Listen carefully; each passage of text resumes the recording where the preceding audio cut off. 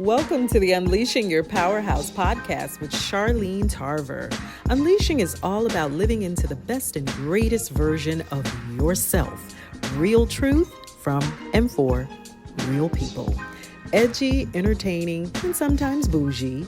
Join us for real discussions on everything from dating and sex to entrepreneurship and getting the bag. It's sure to be fun and thought-provoking as we welcome subject matter experts, industry leaders, and my best girlfriends to discuss things you want to know on your journey to unleashing. Join me, your host, Charlene Tarver, for the Unleashing Podcast.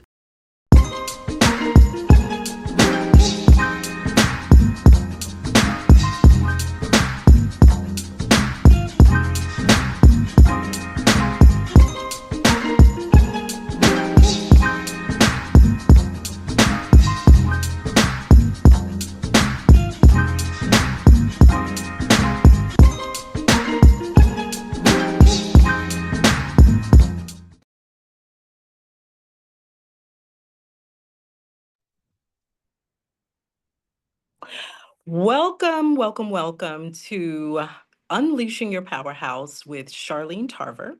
I am very excited this particular week to welcome a very special guest, Sasha Simmons.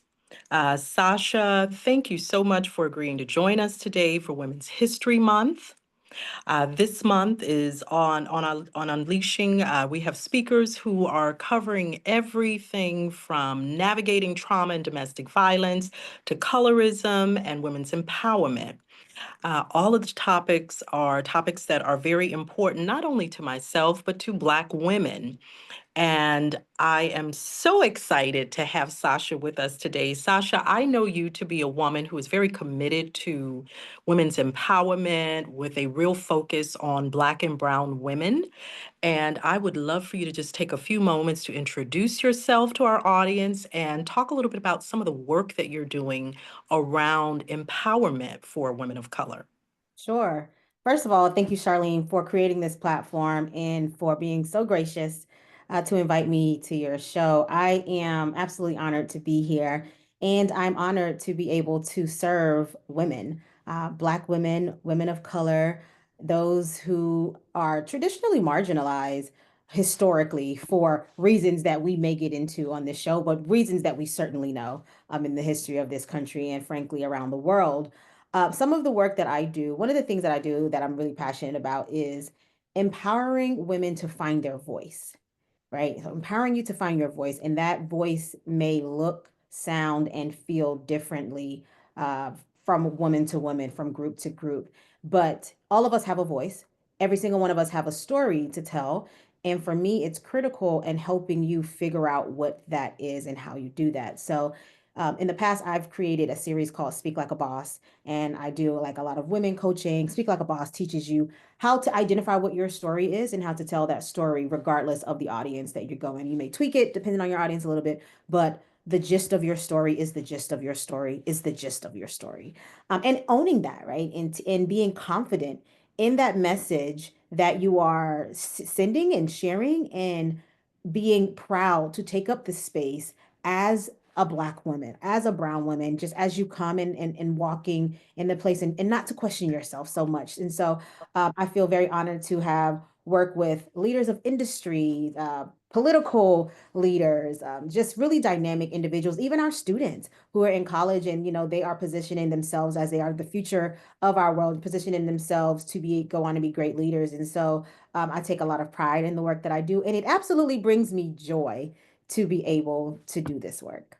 That is so awesome. Well, first of all, I have long been an admirer and a fan of yours. So I don't know if you know that, but I You. want to say to my audience, this young sister right here is a real boss. You are a boss. Every space I've ever seen you in, I've seen you own the space, own the room. You show up with such a magnanimous personality. You're a very, I consider you to be a visionary, bold, young leader. And I have just always been so impressed by you and by your work. And so I'm excited to talk with you again today about women's empowerment and really the intersectionality of empowerment and colorism, because I think it's a topic that all too often we as Black women don't talk enough about. With that said, I want to go back for a moment and I want you to share with our audience a little bit of your background, your family, where your family is from, and you are now in the state of Arizona. Where were you before Arizona, and how did you end up in Arizona? So tell us just a Yes. little bit about yourself and your family. Yes, shout out to my family. I'm a Florida girl. So I was not born in Florida, but I was raised in Florida. I was born in Charleston, South Carolina. My family is Geechee. And we relocated to Jacksonville, Florida when I was about 5 years old. And that's what I know is home. It's where I was raised. And just really a great upbringing. But I migrated from Florida to Arizona. Um, After I finished my graduate work at University of North Florida. And I came to Arizona. I was working as an engineer. Well, not as an engineer. I am not an engineer. Let me be very clear. I was working at, it's not gonna tell the lies. I was working at an engineering firm, but my degree was in urban planning and architectural design. So it was adjacent, but it was not. Oh, okay. It wasn't engineering. I got to chemistry and I was like, Lord, this is not what you want from me. So I changed everything. Okay, okay. And I grew up in a very strict religion, a cult-like, if I'm being honest, where women really truly didn't have a voice, and you were to be seen and to not be heard. Your role was to get married at about 18 years old, ideally, and just have babies. And let me just say, if that is what you want to do and you are comfortable and okay with that, I'm not here to shame that journey if that is what you want to do in life. But I wanted to do something different with my life. And I truly, for a while, felt like I did not have options. But thank God for NYU. Thank God for my time. Shout out to NYU. I'm an NYU alum. You know this. So shout out to NYU, Yes, yes, yes. So I where went leaders are born. where leaders are truly where leaders are born. And I mean, I got to New York and I was really this on the outside, Charlene, and I see this in so many women that I work with. I was unsure of myself. I was timid a little bit.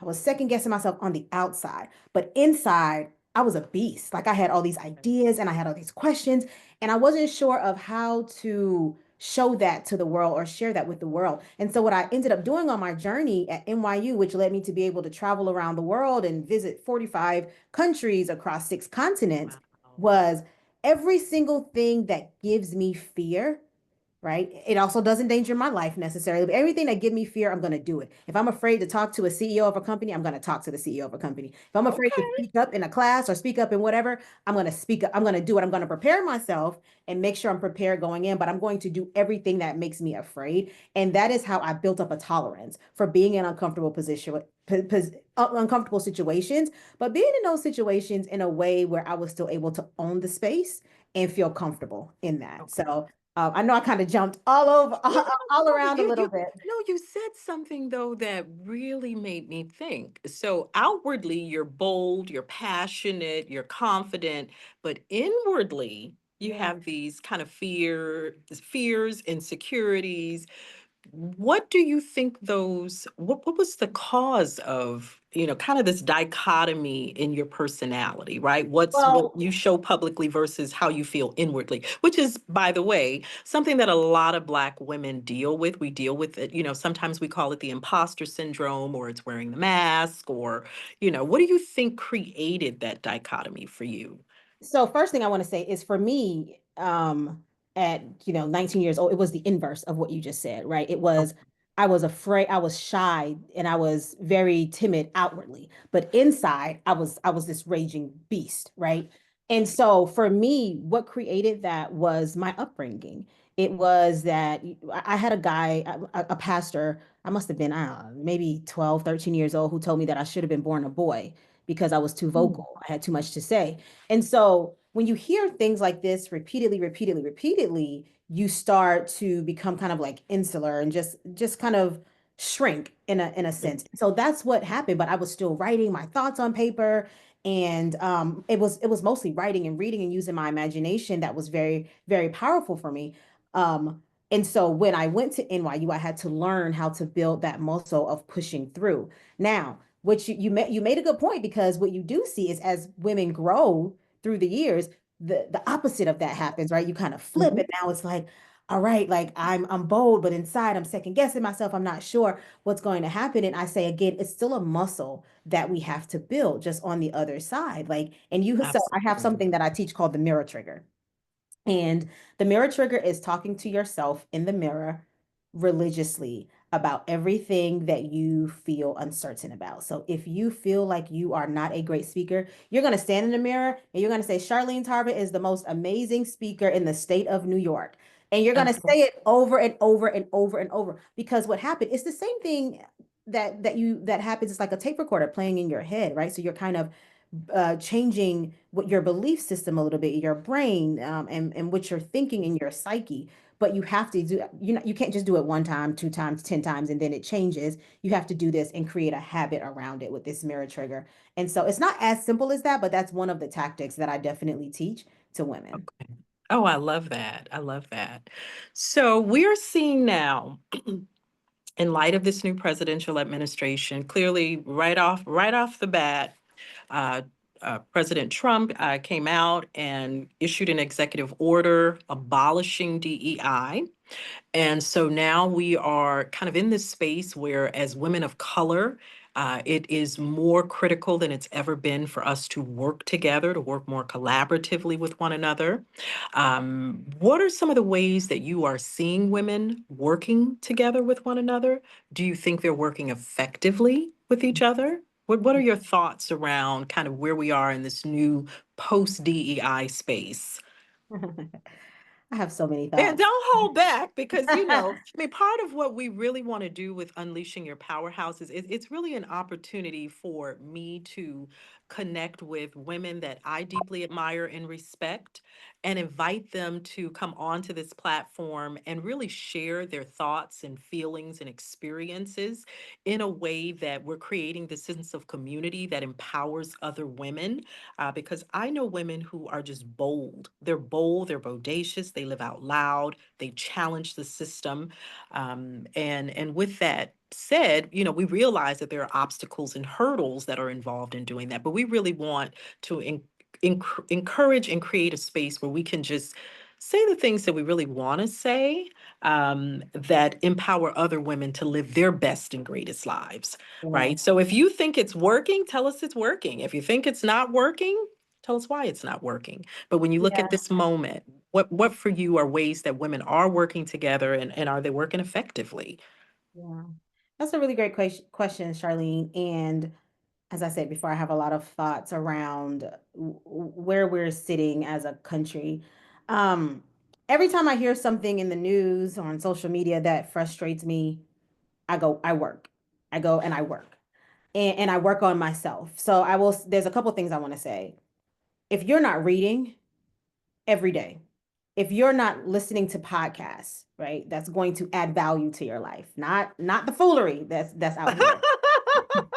If you are not intentionally collaborating with women who are growing, who want to make a difference in this world, you are already behind the eight ball.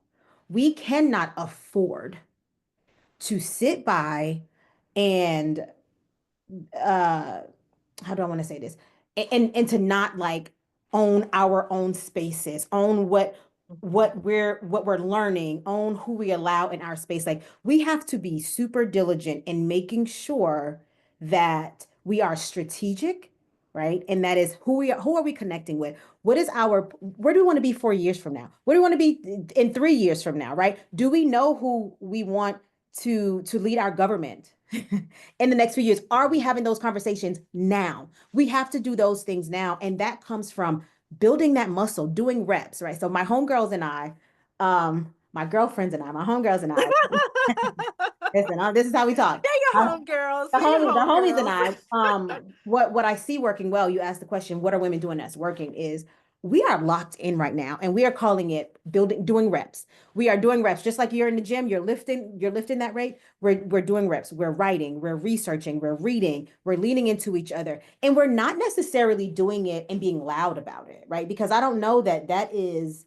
a strategy, but I think you need a couple things working in tandem, right? Like you don't need all the moves to be announced. You need a couple things working in tandems. And so my homegirls, there are a group of us. We meet quarterly.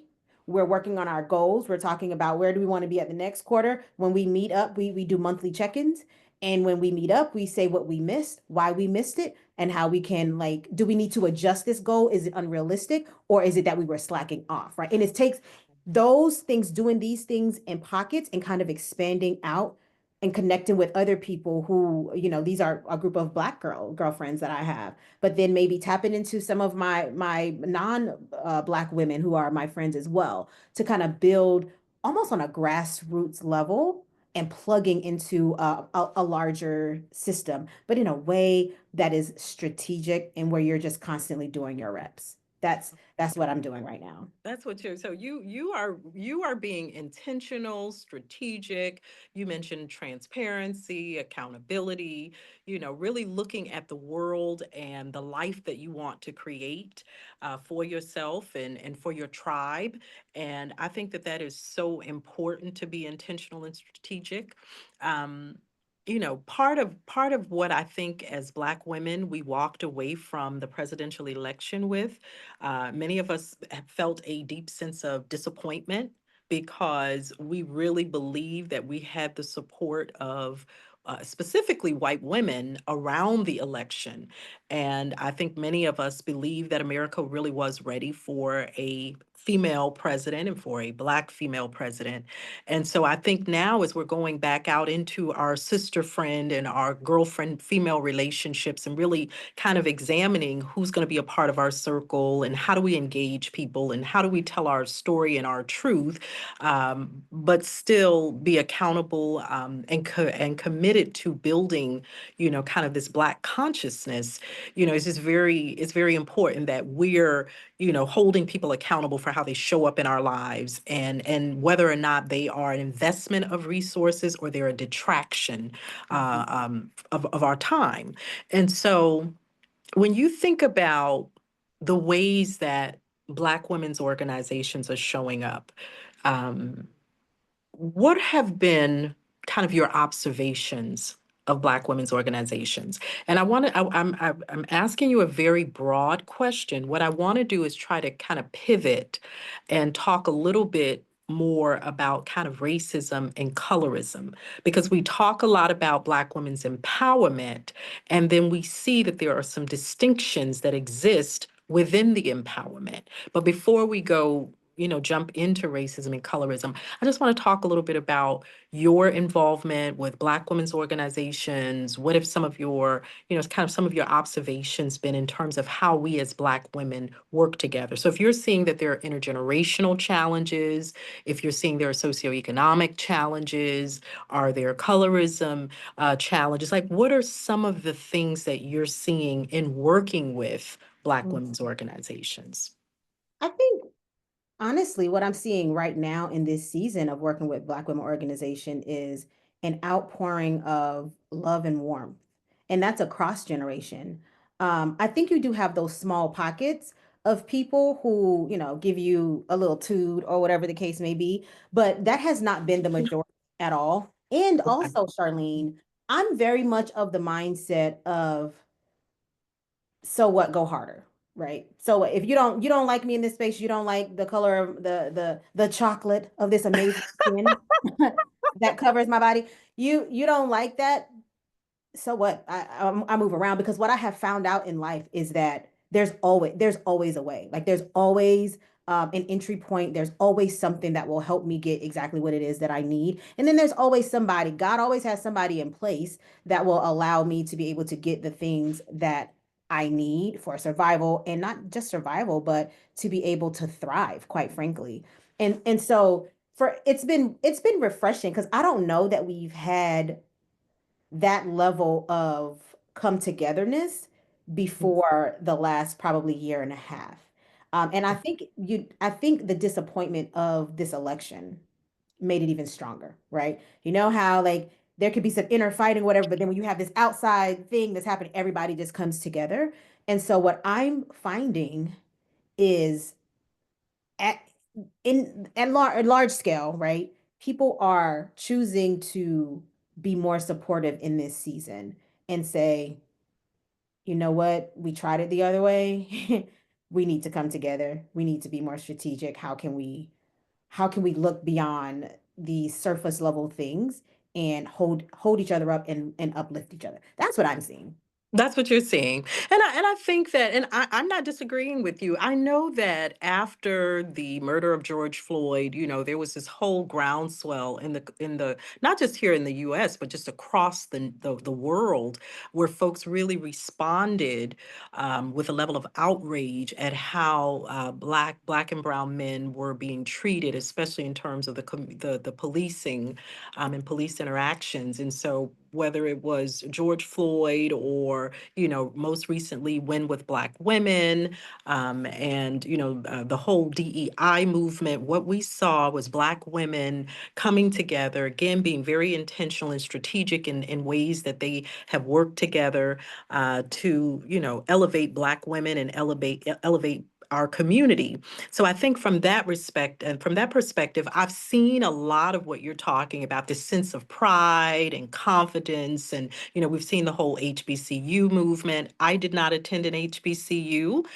So I, just being able to look at it as a person who attended PWIs throughout my entire academic career, predominantly white institutions, I was able to look at just the love and the affection, camaraderie, the pride that I saw coming out of the HBCUs, and really say to myself, wow, I would have loved to have that experience as a Black woman.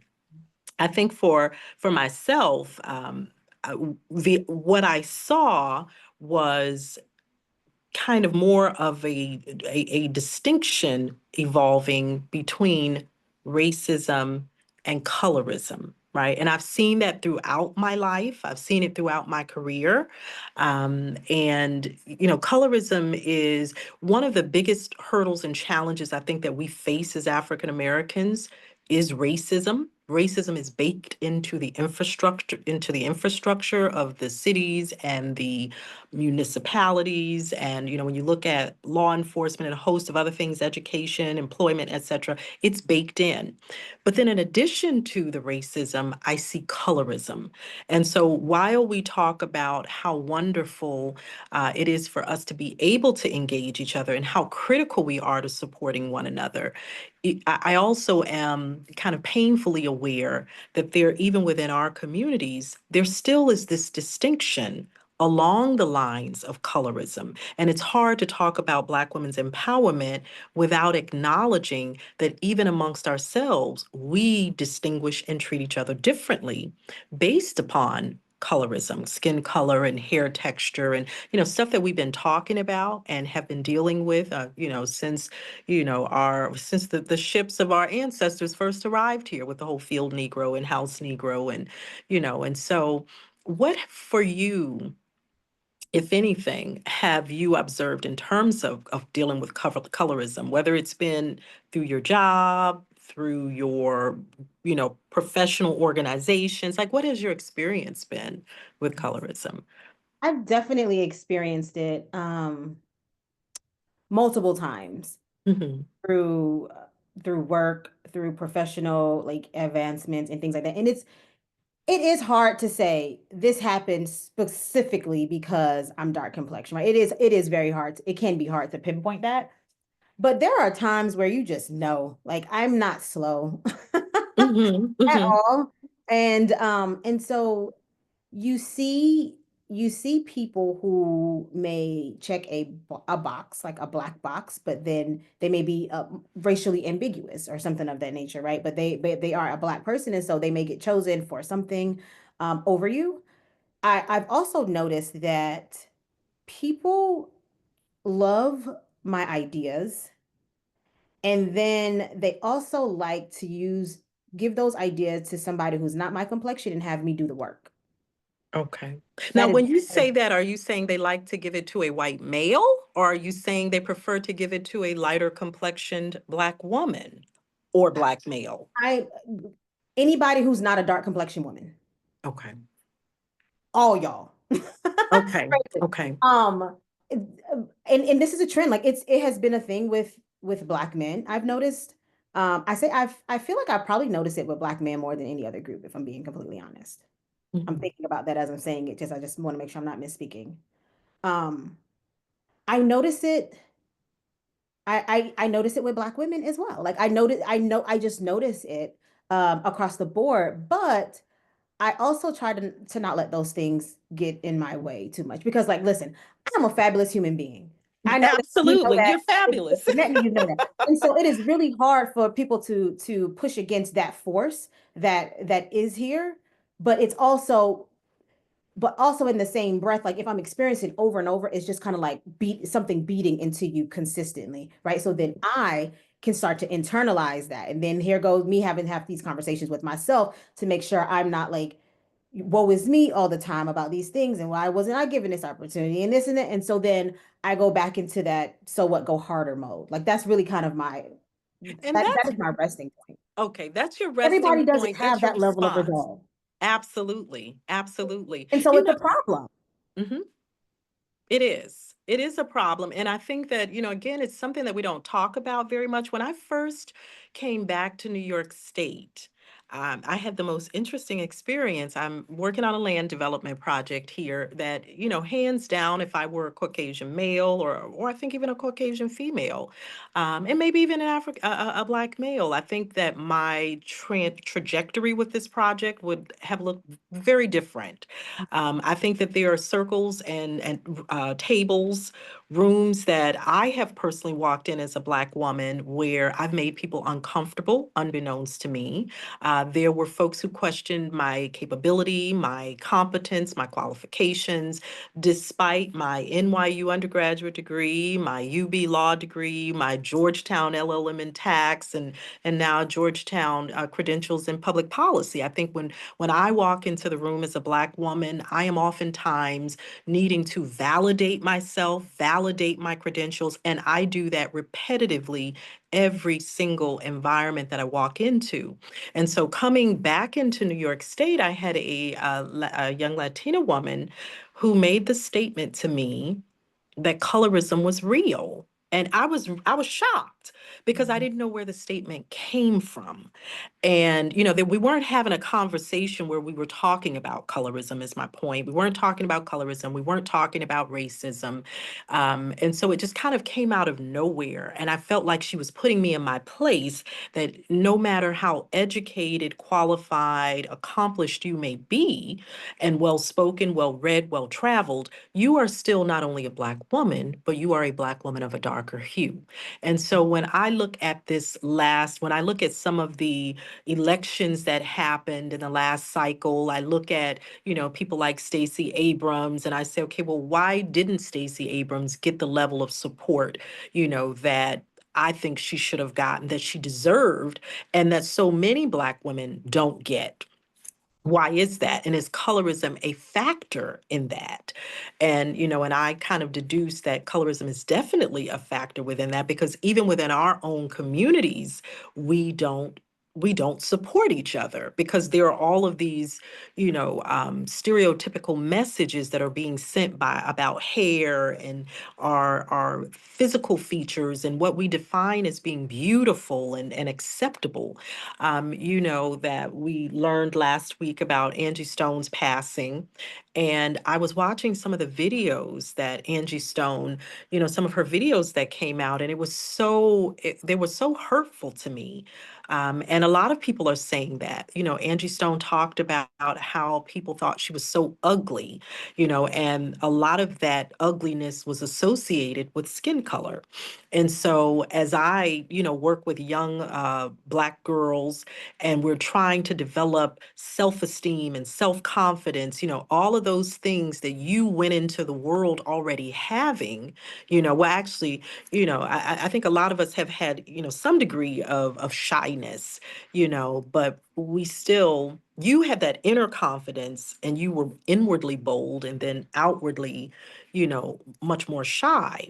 But I feel like so many of our girls are going into the world feeling inadequate because of the messages that have been sent to them. So, on the one hand, we're talking about empowerment, but then on the other hand, how are we really empowering our girls so that they feel like they can show up in spaces, be their authentic selves, embrace and love their hair, their skin color, who they are naturally? How do we get to that point? And so for me, that's part of the reason that I want to have the conversation around colorism, because I feel like we are at a place where we got to work together. We got to figure out how to work together and to talk about all these other things and not talk about a young woman's sense of self and her sense of belonging and acceptance. I think we do ourselves a disservice when we don't talk about that, right? So that really, when you think about, again, racism and colorism, how would you distinguish racism versus colorism? How do you distinguish the two? And which, if either, do you think has been more detrimental to you professionally, personally?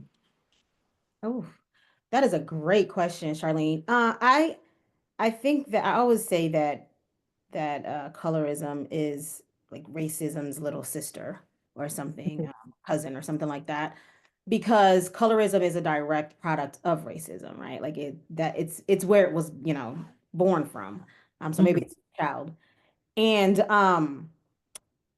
I think the thing about colorism that's so painful in comparison to racism is that colorism oftentimes you feel it more from your own group of people, right? Like you can feel it and experience it from somebody who's non-black, but I think I tend to chalk that up to racism, right? So mhm, when I experience it and it has been hurtful in my life, it's definitely come from like another black person where you're not giving me this opportunity or you're blocking me or there's some type of issue because of my complexion, the complexion of my skin. Racism for me is has been so demonized over time, right? There's a lot of shame around historically, at least there was, well, I shouldn't say historically. In the last several years, there was a lot of shame around being racist and calling somebody a racist and being race and practicing racism. And I don't know that we've had that same level of demonization around colorism, right? mhm, mhm. So for me, they are both equally detrimental, and racism is probably even more because it impacts like on a larger scale and it impacts everybody who's not of a certain race. But for me, in my personal experience, colorism, it's taken its toll, right? It really has taken its toll in the lives of Black women. I believe dark complexion people like me. And what I will say is that I do feel like there are glimpses of the tide changing a little bit, right? Like Okay. because what I've seen on social media, and I'm so proud of all these beautiful dark complexion young women that I'm seeing, and they're loving their skin and they have their hair out natural. And there's a glimpse of an appreciation of women who present in that way. Mhm, I don't know if it's sustainable over time because I don't know that it's really deep rooted, and you need to be deep rooted in order for something to be sustainable like that.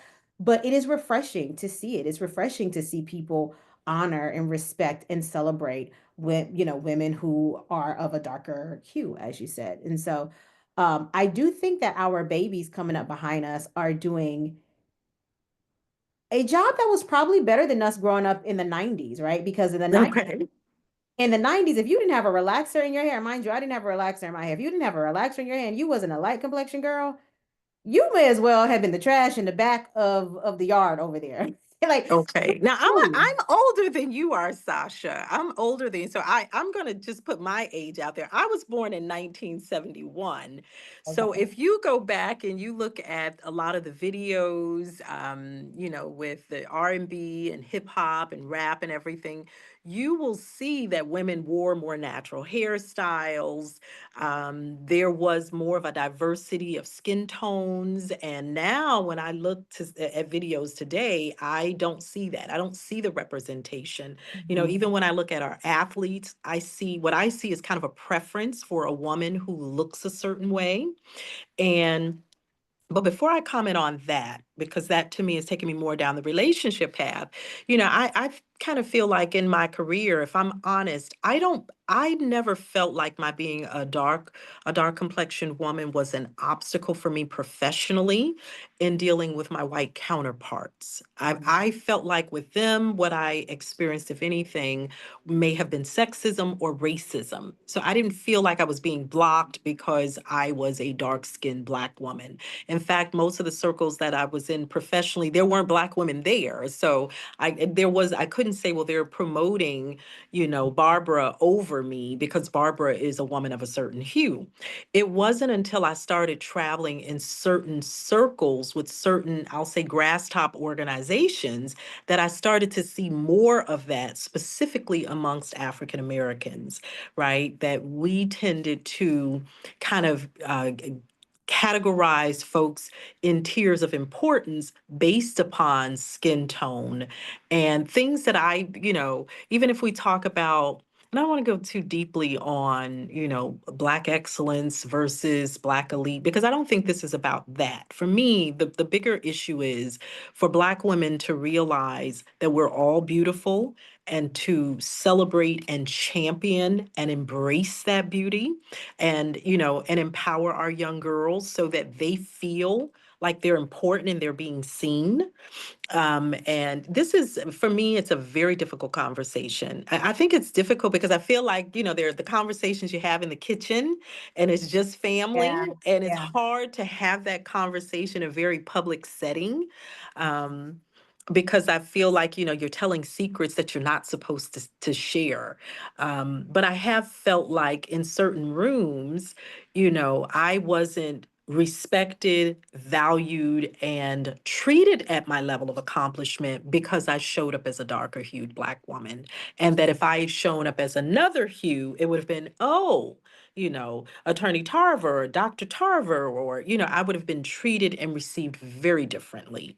So that has been, it had more to do with my social circles than it Yeah, had to do with my professional opportunities. got it. I Right. see. And see, for me, it's hard to measure. I find it hard to measure that thing um, in my social circles. In fact, like colorism has definitely shown up professionally, but it's been more recent in like Mm. probably the last 4 or 5 years. So you're saying you experience colorism even in working with your white counterparts. Mhm. Okay. Yeah, Do you work with a lot of Black people I or don't. with other Black people? Yeah, I mean, yeah, Okay. Okay. and without going too deep there, there's one example in my mind that is very vivid. That is what I'm talking about. But Okay. for the most part, um, these things are so complex, Charlene, and that's the challenge that I have, right? Because there's a part of me that's like all the opportunities for the most part, all the opportunities I've been given in corporate America has been by a white man. Mm. But Isn't that also, interesting? but he but the Have you had many Black managers or but hold on, but directors? I'm gonna touch on that, but hold on. Okay. Okay. They are the people who hold most of the power. So am I really saying anything, right? In that same breath. You hold the power, you're giving me power, right? Um, I have had a black manager before. And it was fine. It wasn't like, we were at odds with each other, but maybe they didn't have the power to be able to give me the things that To I be able to needed. give it to And you. so I think when we have these conversations, this is why like when I haven't had these conversations a lot lately because I'm starting to understand as I grow, like it's so layered and it's so complex and it's just so many things, including people having to do self-work on the type of internal hatred that they may have that they don't even recognize Yeah. is that thing, right? And so um I struggle with categorizing certain things. I struggle with making sure it's really this and not that. Is it right? Is it racism? Is it classism? Is it colorism? Like I do struggle in those areas, but I know it's something and I know I'm not crazy. Mhm, mhm. So And how do you reconcile that? Because I find my mind working like that too. Like I need to put a label on this, and then once I have a label for it, then I know how to deal with it. Is it sexism, racism? Is it like you said, classism, elitism? Like what is it? And then once I'm clear, okay, it looks like this. So now I can, formulate a strategy on how I want to manage it, Mhm. right? So how do you kind of reconcile that for yourself? I Or don't. you don't? You just say, "Hey, I Okay. see something, it's not making sense to me. It's not my problem." So what? So what? I'm going around you. And Mhm. I learned this was a lesson I learned. I was in high school when I learned this lesson. There's always somebody who has more power than the person standing in your way. Always. Yeah. And so you have to know who you are as a person and the tools that you have. I know my skill set. I know what I'm good at. I know what tunes I can play on the piano and what I can't play, right? I know I'm a charming person. So Mhm. if I can as long as I can identify who the person is that's going who has the power to give me the access I need, I can figure out like how to move my pieces on the chessboard to get where I need to be. I am so done. And there was a time, like I did a video a couple years ago, which I know you saw because we talked about it, where I was talking Mhm. about, dating and colorism and all those things. I would never make a video like that today because I just Okay. don't care enough to put that energy into those things. Like I have grown beyond that. It's like, so what? Move around. So Mhm. what? Go harder. So what? Figure out the person who's going to have more power than the person that's standing in my way. And that's what I do. And that has been working out for me in a way that I don't think I expected. Okay.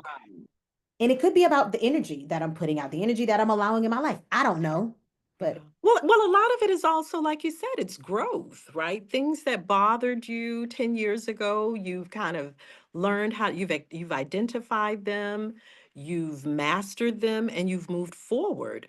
I think part of the reason that I am raising certain issues is because even though I may have grown beyond it, or certain things I just didn't experience until I hit certain points in my career, right? Now I'm looking at things and I'm like, okay, I want to have conversations so that other women understand you're not alone in this, Mhm. right? You're not the only person who walks in the room and you're being treated differently because of the way you look. Right.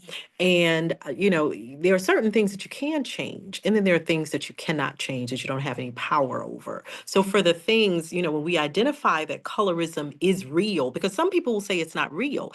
If you had talked to me probably 10 years ago, I would have said to you, colorism exists, but it doesn't affect me, right?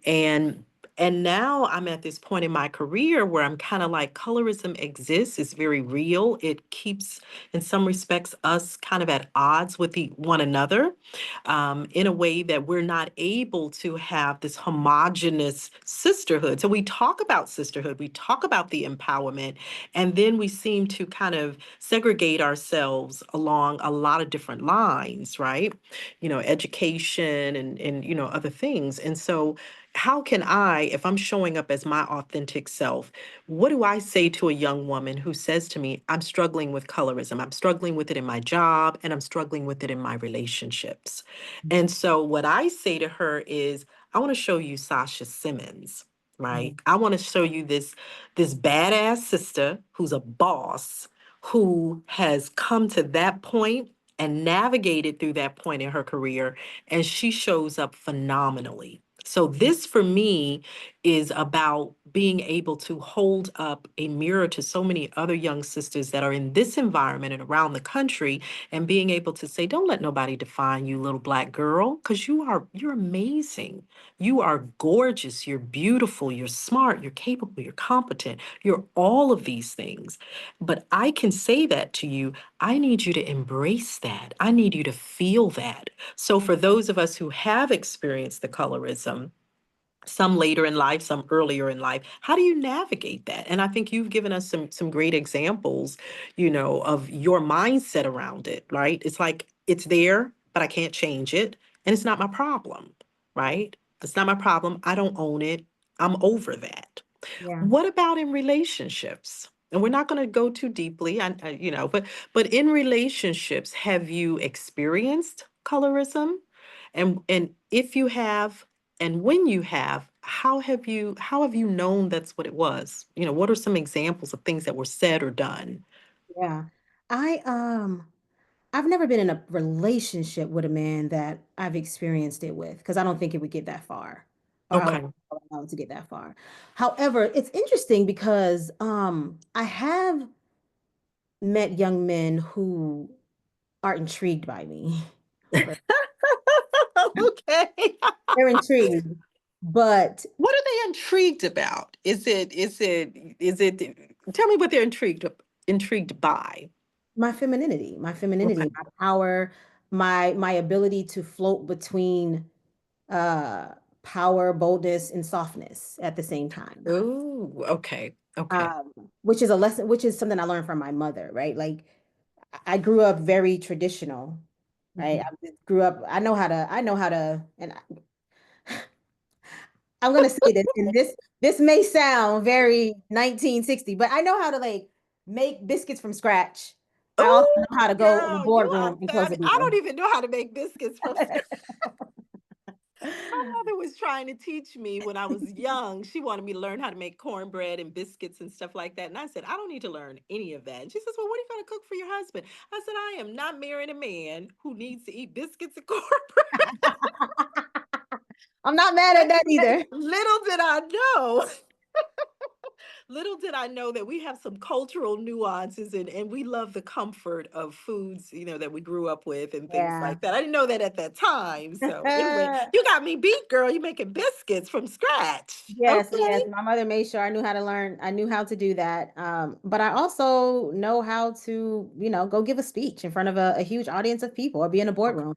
And and so they are intrigued by that. But I also think, like, I remember meeting this one guy who he was like intrigued by me, but he also had I know he had issues with my color because he would never say it directly because people don't for a lot of times they aren't going to say it directly to your face. Sometimes people will, but most people don't have the audacity Mhm. to say something sideways to my face. Like you may talk about it behind my back or you may do it in a roundabout way, but you don't have the audacity to say it for like at this age in my life, right? Yeah, they Now, know they as a can't. They know they child, can't get away with it with you, right? right. Maybe that's what it is, but a lot of that, Charlene, comes down to how we present ourselves, right? And like Mhm. the access that you give to people, but that is all internal work. When I talk about doing your reps, I would say everything that you feel unsure about, like, oh, and I'm talking to myself as I'm talking on this thing. I'm hesitant to wear my natural hair. I'm hesitant to date men because I may get rejected on because of my skin. Or I'm like, let's build reps on that. Like, let's do the thing that make us feel uncomfortable until we build up such a muscle where it doesn't make us feel uncomfortable or as sensitive anymore because we have to get to that level if we are to thrive in a way where we're able to move confidently. Um, today, I think that is great advice too. Like I put together that list of the things that you are your greatest fears, your greatest challenges, and then really hold yourself accountable to address them and come up with solutions for them. yeah. Yeah, try And that. don't Try to and don't fix think you that. have to do it all at once because that can be Mhm. overwhelming and again not sustainable. This is just gonna be I'm gonna wear my natural hair one day this quarter. Now, is that a fear that you had, or you're Um, just using that as just a generalization? I think so. I will say, yeah, for sure. Because listen, I've been natural all my life, Mhm. for the most part. And again, growing up in the 90s, natural hair, nobody had natural hair in my school except for like me and one other girl who was biracial. And the way that I was picked on for years about having natural hair, by the way, those same guys all in college, oh, I want my girls natural. No, you don't. You don't know what you want. This is why you can't listen to them too much because Mhm. you want whatever is in style at the time. And so you can't, and humans are impressionable, right? But we have to learn this about men and about ourselves. We're impressionable and we respond to whatever seems cool at the time, right?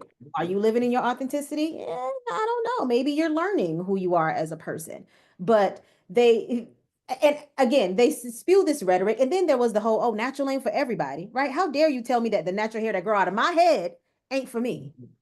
So it's just, I'm on a tangent right now, but No, I'm with you though. See, I've never worn natural hair, okay. but then I've also never worn, I haven't worn wigs, I haven't worn weaves. I've never the closest I've come to any type of extension style or hair extension has been braids, Mhm. right?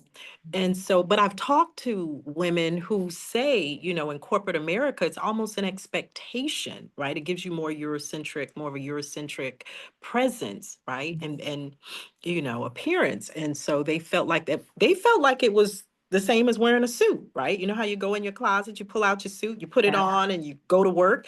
That is a part of your work attire, right? And I've so, definitely heard that. I've definitely heard that. And I think, the thing is, though, I'm a proponent of doing that until you get the job, the position, or whatever you want. oh, then you go in and just take everything. I went in with long braids that were like burgundy color. And it's interesting because people, again, it's complex. Some people respond well to it, some people don't. Can you care? Move What do you around. mean they respond well to you showing up professionally or with a certain appearance for the interview, and then you show up differently once you get the job? You said I had a woman do that to me once, and I was so upset about it because she came in on the interview. This is when I was running my law practice. She came in on the interview. She had a nice little bob and a professional suit, and then once she got the job, she came in and she had her hair shaved and it was blonde, and she put her nose ring in, and I was like, "Ooh, okay, that wasn't what I." She sound fierce to me. She was fierce, but again, we get into this whole authenticity. Like, how do you show up? What's acceptable? And part of the reason that I wanted to talk about this during Women's History Month is because now there's such a heavy focus on women's mental health. And so much of our mental health is about how we show up in the world, how we encounter and engage people, how we're received, and how we're treated, how we're handled, and so, it's just very important to me that we do the deep dive and really have some real honest conversations with ourselves. And then, as you say, come up with reps and tools and techniques so that we can own who we are and then define how we want others to treat us. Because that's really what it boils down to. If you are in a space where you're not respected, you're not well received, you're not getting the opportunities and the advancement that you're desiring, how do you get into the space where that exists? You and I were both talking about how much we love Arizona. When I first came back to New York State, people are like, "Oh, I know you're so happy you're back in New York." And I'm like, "I've experienced more racism here than I felt like I experienced in Arizona." I'm not saying Arizona doesn't have its, every city, I think has its own challenges around race and inclusion, and I get that, but I felt like there were doors that I could walk through there because of my education and my credentials that here aren't open to me. Right. And so, again, for me, when we talk about colorism and perception of self and how people receive us, that has so much to do with our mental health and our mental wellness, that I think it's important that we talk about it. So when you think about, kind of your younger self, kind of being where you are now, how much you've evolved over the last decade or so, um, what would you say to your younger self? About this conversation that we're having. Again, empowerment, navigating racism, colorism. What would you say? I would tell young Sasha to treat life like you're driving on the highway. Right? Let me tell you what I mean by that. As long as you have a car, as long as you have a working car with a tag that's registered and it's not expired, right? Because you gotta Not insurance. that insurance, right? you have met the qualifications to be on the highway. Drive your car because you're gonna see all sorts of things on the highway. You're gonna see people that's scared to drive. They're going slow. They're navigating. They are a blocker. You have to figure out how to get around them to get to your destiny. You're trying to go to a destination, right? You're going to have some people that's speeding by you, can't be distracted by that. You're going to have people in flashy cars. You're going to have the big rig trucks that can feel really intimidating and scared. You're going to have trash on the highway. You're going to have signs. You're going to have all these things as you're driving on this highway, but you have a destination to get to. And it's your job to get you there safely, right? And you may be in the car by yourself. You may stop, pick up people along the way as you're whatever the case may be. But as you are navigating your life, just think of it as a highway. And when you and I do that in real life actually. When I'm driving and this person driving really slow or in my way or being reckless, I'm like, you probably reckless in life. You probably let me get around you. Let me You're just like, let me go to the left and get in the passing lane. let me get in the passing lane to pass you, right? And you see these people doing all the things, and then next thing you know, you're caught right up with them, right? Or and they were doing things that weren't, whatever the case may be, but like you are responsible for what's going on in your car, right? And you have to drive like everybody around you is a liability. Everybody around you can be a blocker at any time. So just focus on you and your car and your destination. Everything else is external, and you can't control what other people are doing on the highway. You can't control what they think. Oh, her car ugly. Oh, her car cute. Oh, her. You can't. It doesn't matter. It has nothing to do with you. As long as you're able to get to your destination safely, focus on your drive. That's it. Wow. I think, first of all, I think that's awesome advice. So I can always count on you to say something that is so deep, Sasha. So thank you. Thank you so much. Thank you for agreeing to have this conversation with me. Colorism is a very difficult, sensitive topic.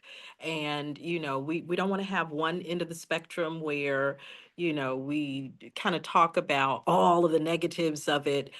Clearly, there are women who are affected much more deeply by colorism. And then there are women, such as yourself, who acknowledge that it exists and then they navigate around it. And so I think you have such a rich, healthy perspective, but it sounds like you've done the work. Yeah. You've really done the work to get on the other side of that. Now, before actually, I want to ask you that.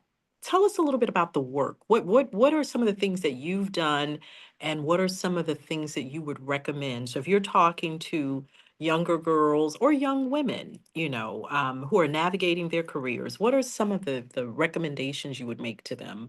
I Or love this question because it's really important. And the core and the genesis of this question is about you being able to hone your own power, right? Because now we're about to have a conversation about what I did, which is me taking action. It's me holding on to things and saying, you know what? I don't like how this makes me feel. I'm going to do X. So, first and foremost, one of the things I did was I have fortunately well, one of the things I did was focus on eating clean, right? Because eating impacts how your skin looks, right?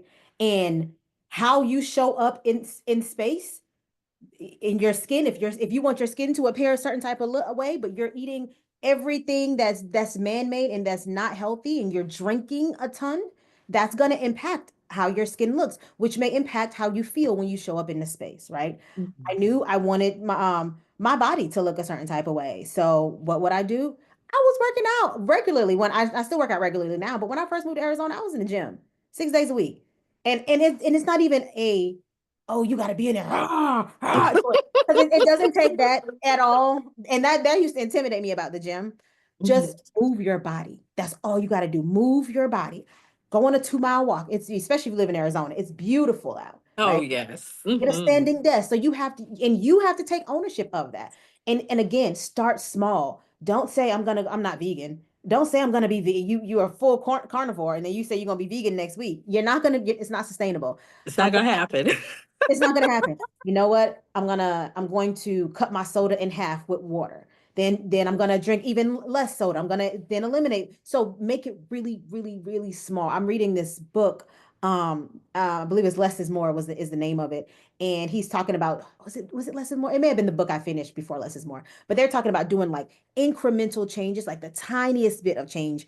Like I don't want to go on a 30-minute walk. I'm gonna go on a 2-minute walk. And somebody may say a 2-minute walk is a 2-minute walk, right? A walk is a walk. There A you walk go. is a walk.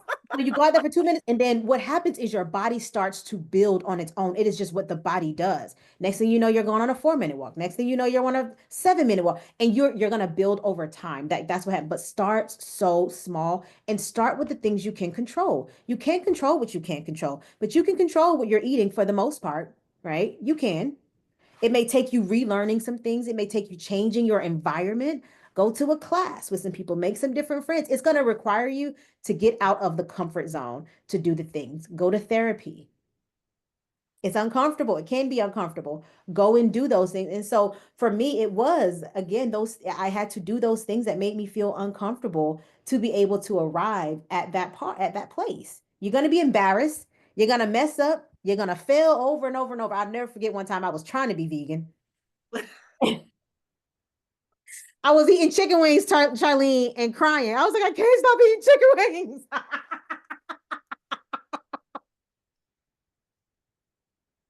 Wow. Okay. Okay. But you're trying. Okay. Crying. And And then then you I eventually decided. did. So are you vegan now or I'm did not you vegan, but I was plant-based. I was you plant-based tried? for Okay. I tried it and but I had fibroids too, Okay. really aggressive fibroids at the time.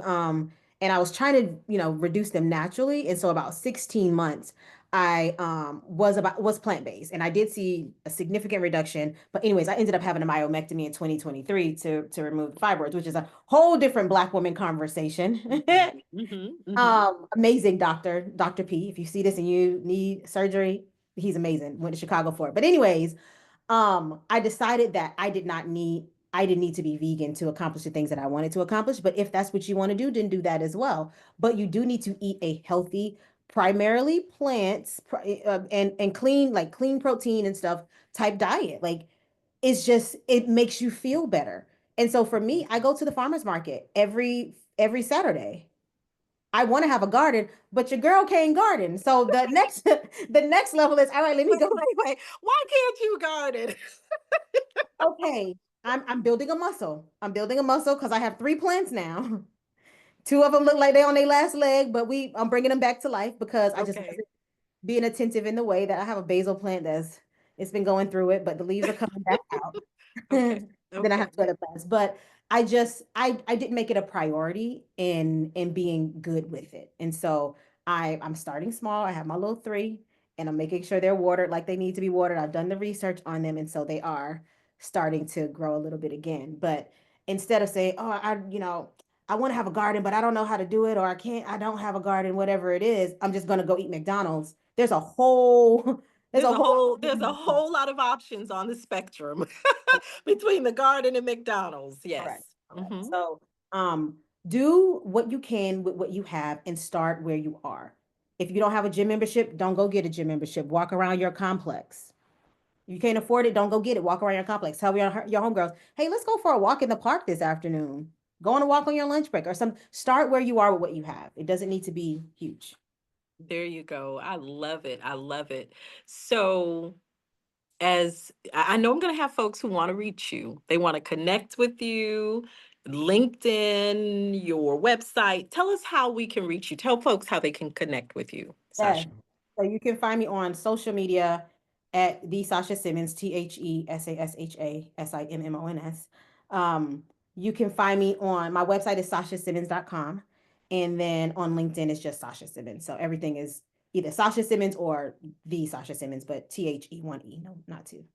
Wonderful. Well, Sasha, thank you. Thank you so much for joining us today. I truly deeply appreciate you. As I stated, you a boss girl. You've always been a You. boss. so Thank I you. learned from you. I learned so much from you, and I just appreciate your level of decorum and your finesse and your ability to navigate through issues. And I think, ladies, Sasha gave us some really great tools, whether it's therapy, gardening, you increasing your water intake, changing your, your diet if you want to be vegan, or if you don't want to be vegan, just really being able to look at other options that you can start to incorporate into your life to make yourself feel better physically, mentally, socially, spiritually, right? You have options, but the bottom line is that in order to create your best version of yourself, it's going to take you doing the work. You have to do the work to get you to your desired destination.